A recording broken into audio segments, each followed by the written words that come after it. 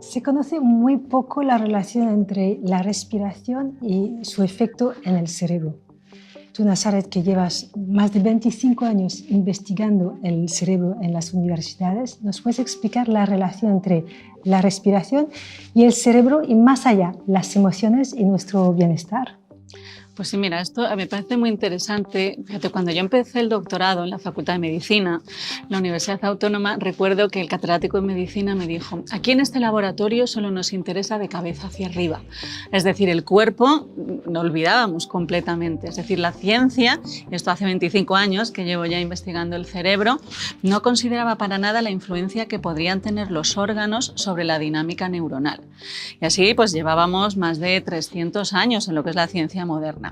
Pero pues afortunadamente hace aproximadamente unos 10 años la ciencia está reconsiderando, porque la medicina griega ya lo consideraba, que los órganos influyen en lo que hacen las neuronas. Y uno de los fenómenos, ¿no?, que más influye sobre la dinámica cerebral es la respiración, que sucede en el cerebro cuando nosotros inspiramos. Entonces, lo que se ha visto, esto es un artículo que se publica en el año 2012, por primera vez, la neuroanatomía de la respiración, lo publica la revista Science, y mostraba que la influencia que tiene la respiración sobre el cerebro influía en áreas cerebrales que están involucradas en la atención, en la memoria y en las emociones. Y esto, que fueron esas vías anatómicas que primero se descubren en modelos animales y luego ya se han visto en seres humanos, se les llamó en este artículo las vías ascendentes pranayama. Yo creo que fue un homenaje merecidísimo a ese redescubrimiento científico.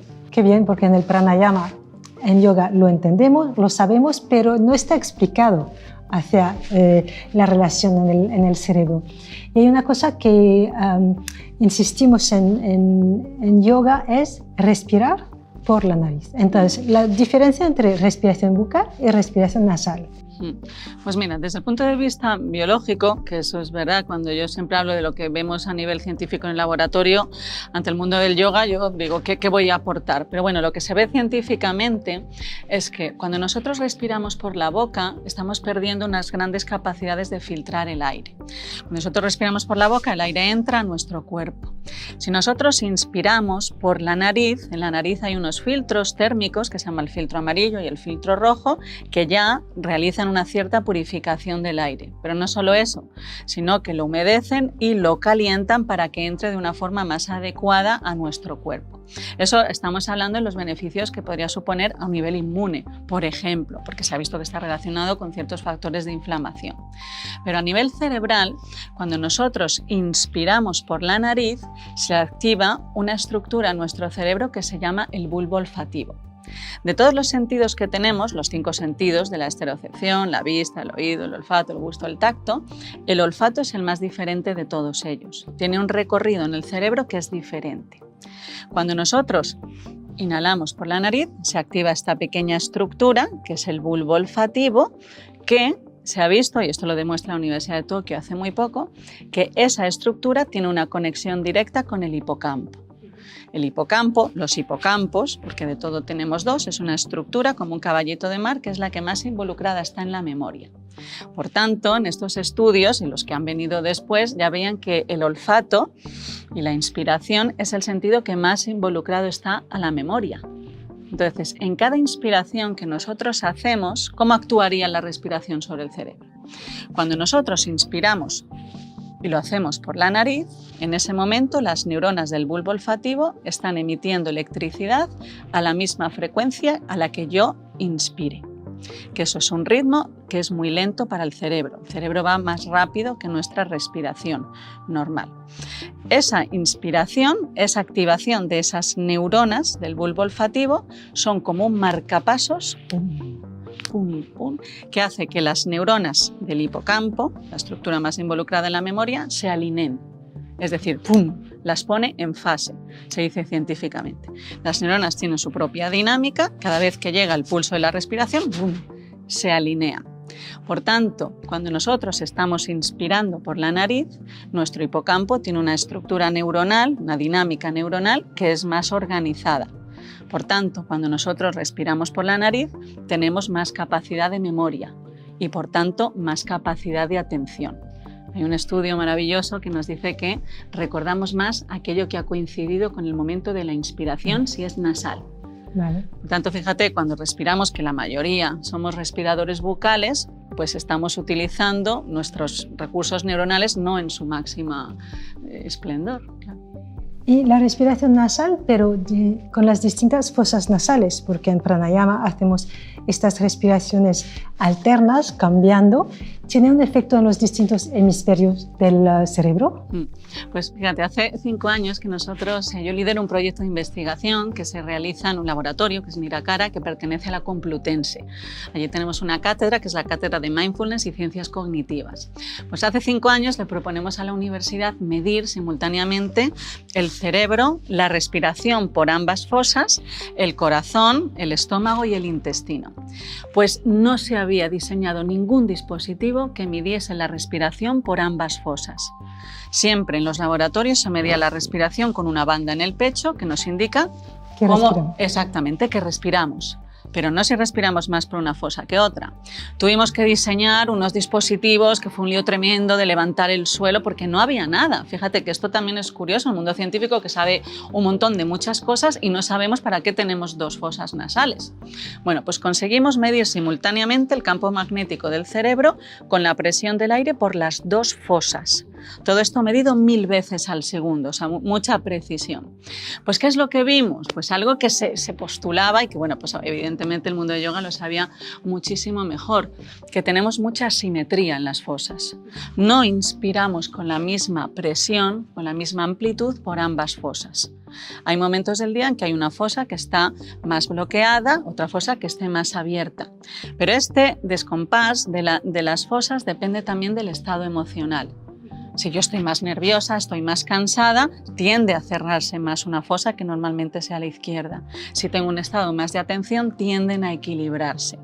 Entonces, lo que hemos visto, y ya se había hecho en algunos estudios con diferentes pranayamas, es que la fosa derecha influye más en el hemisferio izquierdo. Si quieres, ¿lo vemos en el cerebro? Sí, por favor. Bueno, este es nuestro cerebro, que es así de pequeñito, realmente es pequeñito, ¿no? Pues siempre se dice que tenemos 2 cerebros, ¿verdad? Son los 2 hemisferios que están unidos en el centro por un haz, que es el cuerpo calloso.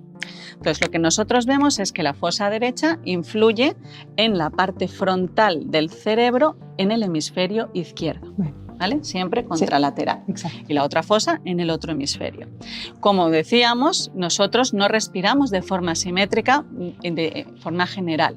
Entonces siempre vamos a tener una parte de un hemisferio un poco más activada que en la otra, según la fosa que yo tenga más abierta. Vale. Cuando hacemos estos ejercicios de pranayama, lo que se ha visto es que intentamos que el aire que entra por las fosas sea simétrico.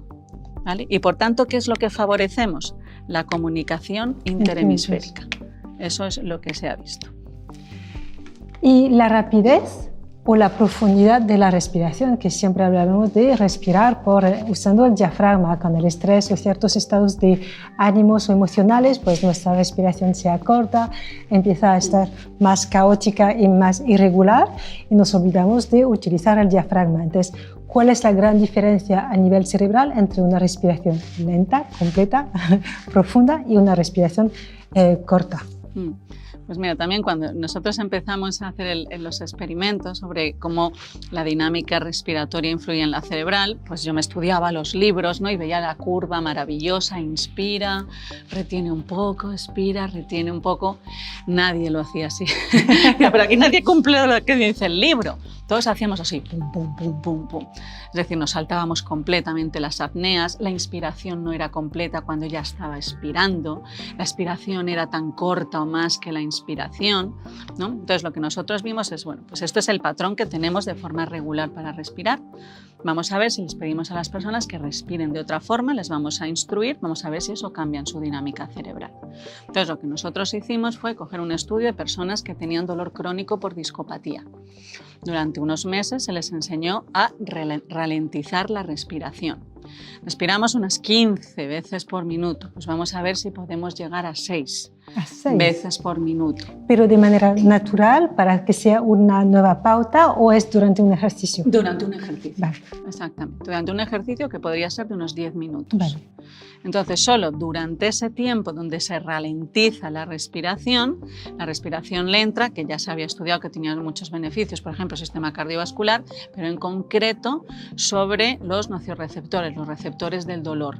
Entonces, lo que nosotros veíamos en esta población es que respirando de una forma más lenta se producía un efecto analgésico. Y esto es lo que hemos publicado hace poco. Entonces, lo que dice la literatura es que pues nosotros inspiramos, normalmente no hacemos esa apnea, y la expiración es muy corta. La expiración, según el cerebro, tiene que ser más prolongada que la inspiración. Imagínate lo que se ha visto en los estudios, que esto se suele hacer con resonancias magnéticas o midiendo la actividad eléctrica del cerebro, es que cada vez que nosotros inspiramos, se activan unas zonas del cerebro. Cada vez que nosotros expiramos, se relajan otras zonas del cerebro. Aquellas que se relajan son un poco más lentas que aquellas que se activan. Si yo no le he dado tiempo a que se relajen, no han cumplido ese ciclo. Y esto, por ejemplo, se ha visto en que las personas cuya tiempo que tardan en expirar es muy corto, tienen más probabilidad de tener una mayor respuesta al estrés o a la ansiedad. Esto lo hizo la Universidad de Tokio, lo vio hace muy poco con estudios cerebrales. Por eso en yoga y en pranayama siempre insistimos en alargar la exhalación para relajar. Y claramente cuando alguien está un poco nervioso, que le decimos respira, que primero ya su respiración se acorta, y respirar como lentamente con una larga exhalación, y cualquier persona lo puede experimentar muy fácilmente. Exactamente. Pues mira, este estudio lo que mostraba es que se cogía un grupo de personas y se les pedía que su exhalación fuese más larga que la inhalación. Luego les hacían pasar por una serie de situaciones estresantes. Aquellos que habían conseguido o que habían practicado el prolongar la exhalación se estresaban ante esa situación, pero con una respuesta neuronal y fisiológica más moderada que los que habían mantenido un tiempo de exhalación más estimulado, más rápido. Voy a hacer una experiencia de una situación estresante utilizando la respiración para calmarme, para tranquilizarme. Me voy a meter en un baño de hielo muy frío. Y aquí, ¿qué pasa cuando me pongo en este baño? El cerebro, ¿cómo reacciona? Pues mira, en el cerebro hay una estructura que es una de las partes más conocidas dentro de la neurociencia cognitiva, que es la ínsula. Las ínsulas que estarían por aquí. La ínsula es la parte del cerebro que, según la teoría más aceptada, es la que más involucrada está en la idea de identidad. Es una de las zonas, por ejemplo, que fusiona la idea de quién soy yo con la idea de mi propio cuerpo, ¿vale? La postura mental con la postura corporal. Cuando nosotros estamos pasando por una situación en la que hace mucho frío, por ejemplo, cuando hay un cambio térmico que es muy importante, como lo que vas a hacer tú, que te vas a meter, esta zona está muy implicada con la temperatura. Al alcanzar temperaturas que son muy bajas, esto nos pasa un día de frío, pero tú que vas a meterte en más frío, mucho más. Cuando te metes en temperaturas muy frías, esta zona del cerebro tiende a inhibirse. Es decir, la actividad eléctrica de la ínsula va a tender a reducirse. Esto, desde el punto de vista cerebral, se interpretaría como una situación que es muy alarmante, porque está involucrada pues, con la propia idea de quién soy yo y de quién es mi cuerpo. Pero a la vez, la ínsula, las ínsulas, es la parte del cerebro más influenciada por la respiración y por el corazón. Por tanto, si nosotros cambiamos la dinámica respiratoria, que es lo que tú vas a hacer de una forma voluntaria, estás interfiriendo en la dinámica neuronal de esa misma zona. Entonces, el choque térmico lo que ha producido es una tendencia a una inhibición, a una reducción de la electricidad de esa zona. Lo que tú vas a hacer con la respiración, que será lenta principalmente, es intentar aumentar la actividad, recuperar la actividad neuronal de esa zona. Por tanto, ante una misma situación, el cuerpo lo identifica como esa situación alarmante, deja de ser tan alarmante. Esto lo hizo Harvard en un estudio que fue muy conocido, muy bello, que se llamaba La influencia de la mente sobre la materia. Ante una misma situación que es estresante, ¿puedo utilizar mis recursos mentales y mis recursos fisiológicos para que mi cuerpo reaccione de una forma diferente ante una misma situación? Lo que ellos vieron es que sí, que es lo que tú vas a hacer. Decías que en el doctorado separaban el cerebro, la parte de arriba, de la parte de abajo, pero ahora se sabe que el intestino es el segundo cerebro y se habla mucho de la microbiota. ¿Nos puedes decir un poquito más de la relación microbiota y cerebro? Pues la microbiota se definiría como los microorganismos que habitan principalmente en el intestino, no solo allí, pero principalmente. Y son sobre todo bacterias, algunos hongos, levaduras. Lo que se había visto, lo que ya se sabía, es que estos microorganismos influyen en nuestro sistema inmune, en nuestro sistema endocrino, parte de todas las propiedades nutricionales. Pero hace relativamente pocos, algo muy reciente, se ha visto que también influye en el sistema nervioso. Entonces, primero se empezó en estudios animales, luego en humanos. Lo que se ha visto es que en nuestro cuerpo está el nervio vago que va vagabundeando por dentro del cuerpo recogiendo la información de lo que sucede en las vísceras para hacérselo llegar al cerebro. Pues lo que está sucediendo en esa población de microorganismos, que es la microbiota en el intestino, se ha visto que influye en la dinámica cerebral de estructuras que están involucradas en el aprendizaje, en la memoria, en el estado de ánimo. Por eso se hace mucho hincapié y es muy importante el cuidado de la dieta en la infancia, en el neurodesarrollo, porque está influyendo en esos factores de crecimiento neuronal. Entonces, ahora, por ejemplo, hay un nuevo campo en la medicina que ya se ha reconocido, sobre todo en Estados Unidos y en Australia, que es la psiquiatría nutricional. Cómo a través del intestino, en concreto a través de la dieta, podemos ayudar en las alteraciones de la salud mental. Claro, y también se habla mucho de la serotonina. Es la serotonina, la hormona de la felicidad, pero que se secreta principalmente una gran parte por el intestino. En el intestino. Si cuidamos nuestro intestino, si cuidamos nuestra alimentación, tiene un efecto, pero no solo de joven durante el crecimiento, no, claro, durante toda la vida.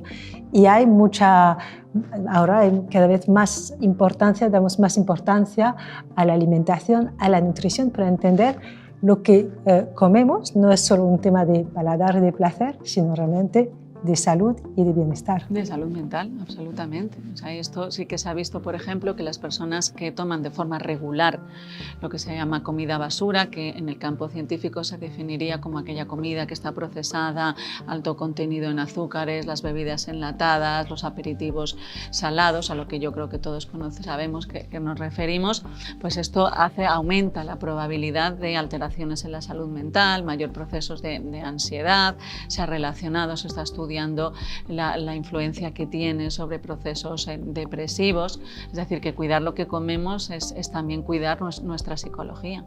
Y estos últimos años se ha relacionado mucho los beneficios de la meditación frente al estrés.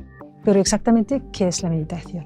Yo creo que para mí una de las confusiones que yo creo que genera más frustración es el confundir relajación con meditación, ¿no? Yo creo que para meditar hay que estar relajado y para mí una de las partes que es más importante de la meditación o lo que estudiamos en el laboratorio es prepararse para la meditación. Cómo preparar el cuerpo, cómo preparar la mente para algo que es una tarea cognitiva importante, es un esfuerzo importante para el cerebro. Se ha llegado a comparar desde un punto de vista hemodinámico con el esfuerzo que nos supone hacer una operación matemática. Sí, no me relaja meditar. Exactamente, exactamente. Entonces yo creo que primero hay que relajar. ¿Por qué? Pues como tú decías, el estrés, bueno, pues todos sabemos que es casi pandémico, todos llevamos un estilo de vida que es muy ajetreado. Entonces algo que a mí, por ejemplo, me ha ayudado mucho es reconocer o estudiar esa naturaleza inercial del cerebro. Es decir, yo pues llevo todo un día haciendo muchas cosas de un día para otro y no por entrar a la sala de meditación todo aquello cesa. El cerebro tiene un gran eco, tiene una gran memoria de lo que ha ido pasando. Entonces tienes que ir primero aterrizando de dónde vienes. El cerebro, pues eso, tiene una gran resistencia a ese cambio. Entonces antes de sentarme a hacer algo así, tengo que bajar un poco la cantidad de actividad que ha estado generando mi cerebro. Si yo he estado procesando mucha información, moviéndome y haciendo muchas cosas durante horas, aunque pare, todo eso sigue procesándose al menos 2 horas después en el cerebro. Entonces, primero hay que relajarlo. La mejor forma de relajarlo, según los estudios académicos, claro, es siempre a través del cuerpo. Hay estudios que llaman lo que se llama bodyfulness, que es decir, antes de sentarte a meditar, prepara tu cuerpo para que puedas hacer ese proceso, que sea más mental. Entonces, ¿cómo lo hacemos? Pues a través de ciertos asanas, a través de ciertos movimientos que sean lentos, a través de la consciencia corporal. ¿Por qué? porque ahí lo que estamos trabajando es otra vez esa zona que es la ínsula, que es una de las zonas que yo más voy a utilizar cuando me siente a meditar. Para el cerebro es mucho más fácil coordinar su atención hacia el cuerpo que dirigir la atención hacia los pensamientos. Por tanto, si yo llevo un día muy ajetreado, con mucha dinámica cerebral y me pongo a observarla y cierro los ojos de repente, me meto en esa dinámica que es absolutamente caótica. Bajar revoluciones antes, pero a través del cuerpo. A través del cuerpo. Por eso la postura corporal también durante la meditación es importante. Exactamente, exactamente. La postura corporal, fíjate, esto se ha descubierto ahora, a final de año, del año pasado, se ha publicado un estudio donde se ha localizado en la corteza somatosensorial, que es la corteza que tiene en cuenta cómo está nuestro cuerpo, que hay una región específica que tiene en cuenta cómo está toda la postura. ¿Vale? Entonces, cómo esté mi postura, el cerebro considera esa información no como pasiva, sabe cómo está la postura de mi cuerpo, sino como es una información vinculativa. Cómo esté la postura de mi cuerpo, el cerebro lo tiene que tener en cuenta para saber lo que tiene que hacer. Por eso la postura es tan importante.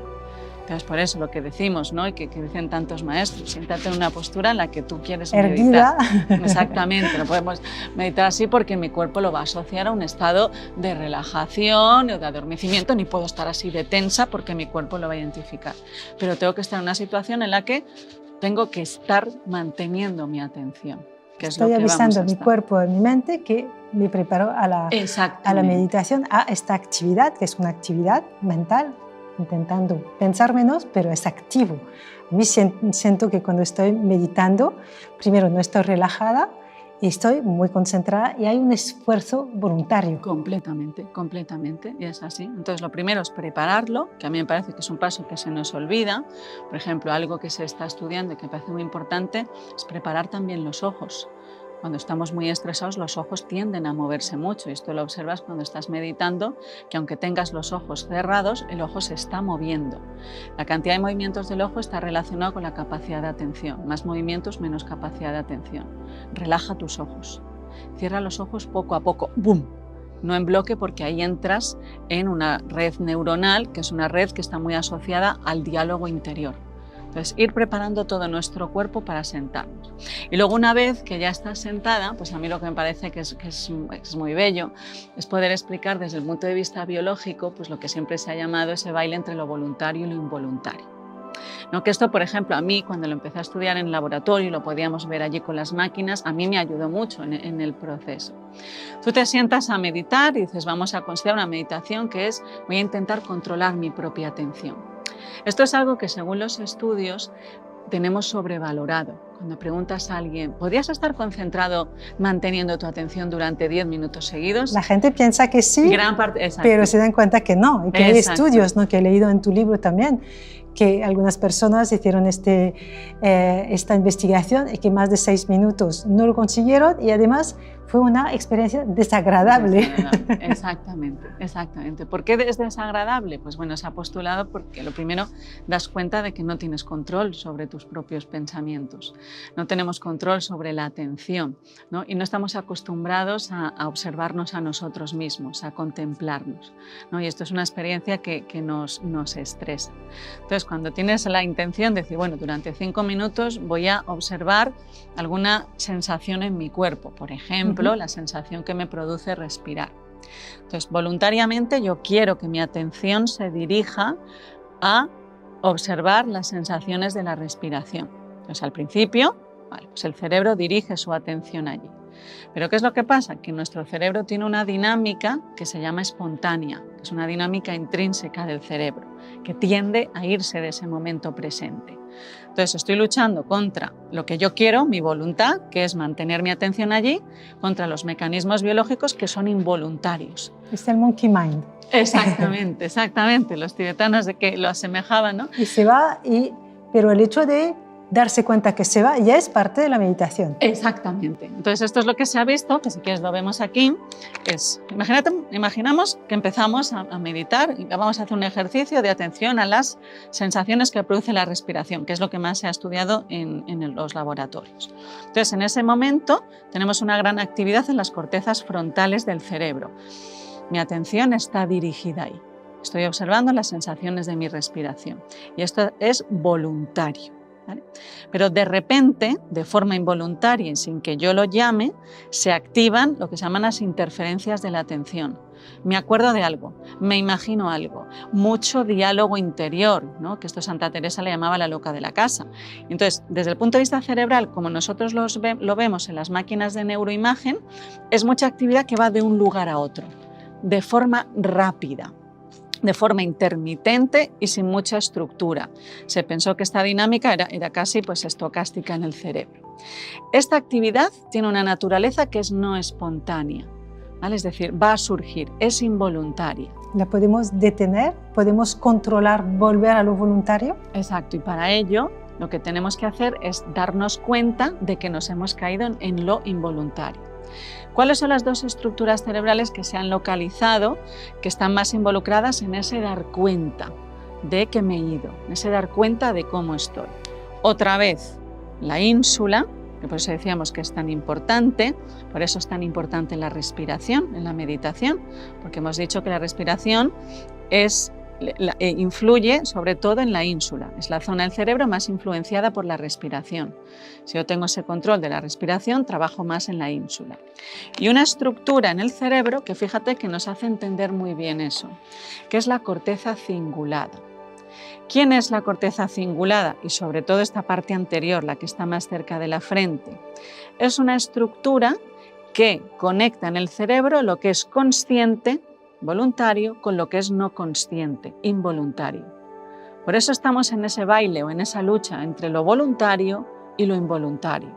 Entonces, al principio, pues gana lo involuntario, pero por goleada, y eso es lo que se ve. Cuando se estudia el cerebro de los meditadores principiantes, se ve que sobre todo predomina el tiempo en el que estamos en otro sitio excepto en el presente. Pero lo podemos entrenar. Exactamente, pero ¿cómo? Pues no hay ningún truco, práctica. Práctica, práctica, práctica. Lo que se ha visto en los estudios de neurociencia es que a los 5 días de practicar al menos media hora al día ya empiezan a cambiar esas estructuras.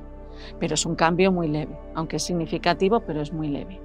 A las 8 semanas, a los 2 meses, ya se han producido cambios anatómicos y funcionales en ciertas estructuras del cerebro. Por eso hay muchos programas de 8 semanas de mindfulness para ayudar en el tema del estrés, pero que tiene claramente una referencia científica que las 8 semanas son necesarias. Exactamente, que se han basado mucho en estudios académicos, ¿no? Como por ejemplo ha hecho el profesor John Kabat-Zinn en Boston. Exacto. Entonces, es el tiempo que necesita la plasticidad, es un aprendizaje.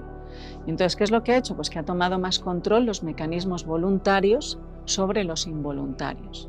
Entonces, ¿esto en qué nos viene bien? Pues, por ejemplo, Britta Holzer de la Universidad de Múnich y Sara Lazar, que son dos catedráticas en la neurociencia de la meditación, una en Harvard y otra en Múnich, pues postulan que estos cambios cerebrales están asociados a un mayor control de nuestra conducta en el día a día, un mayor bienestar, una reducción en el tiempo de reacción ante algo. Tendemos a reaccionar emocionalmente con tiempos muy cortos, entonces se dice que pasamos de reaccionar a responder, es decir, cuando cambia la dinámica, la estructura de esas zonas cerebrales, cambia también todo aquello en lo que están involucradas. Me estás diciendo que hay un cambio estructural. Exactamente. Entonces, lo que llamamos la plasticidad cerebral, ¿es esto? Exactamente. Mira, a mí me gusta llamar, mira, si queríamos antes una definición de meditación, para mí sería una plasticidad neuronal dirigida. Nuestro cerebro está constantemente cambiando según lo que vaya pasando. Ahora, yo puedo también voluntariamente marcar un poco el rumbo de esa plasticidad, ¿no? Y para mí la meditación es intentar cambiar, dirigir ese rumbo hacia una reorganización cerebral que suponga beneficios para mí. Y esto supone esfuerzo, regularidad, repetición y pasar del involuntario al voluntario. Exactamente. Bueno, esto es un gran esfuerzo. Y es aquí donde pues, es un gran esfuerzo, pero todo el mundo lo puede hacer.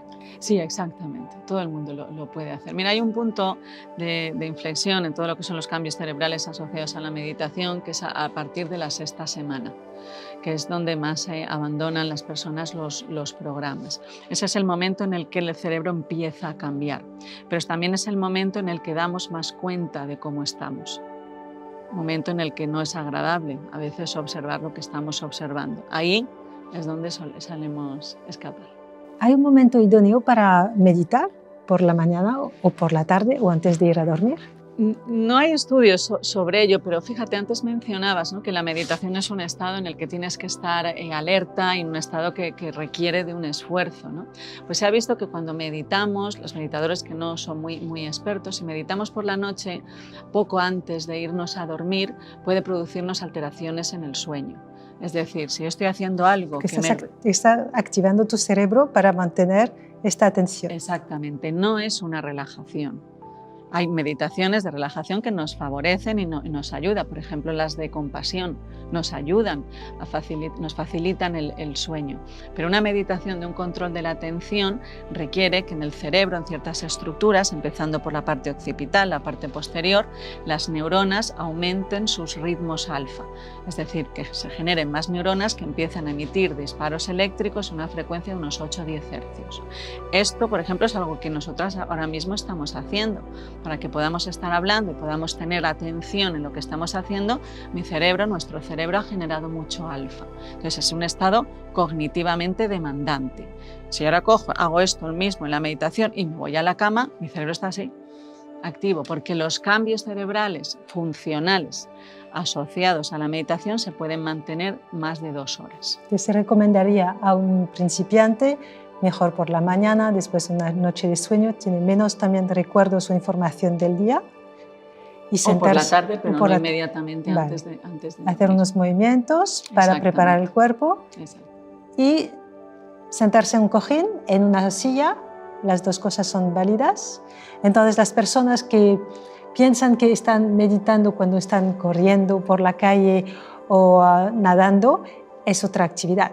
No es meditación. Exactamente, yo creo que confundimos dirigir la atención hacia un proceso que nos involucra completamente, que es muy placentero, esa sensación de estar involucrado en algo, ¿no?, de lo que a veces se le llama el flow, ¿no?, de estar ahí metido, es una sensación muy placentera, pero eso no sería meditación, ¿no? En el momento en que involucramos ese movimiento, que estamos haciendo algo, ya no es lo que se definiría como meditación.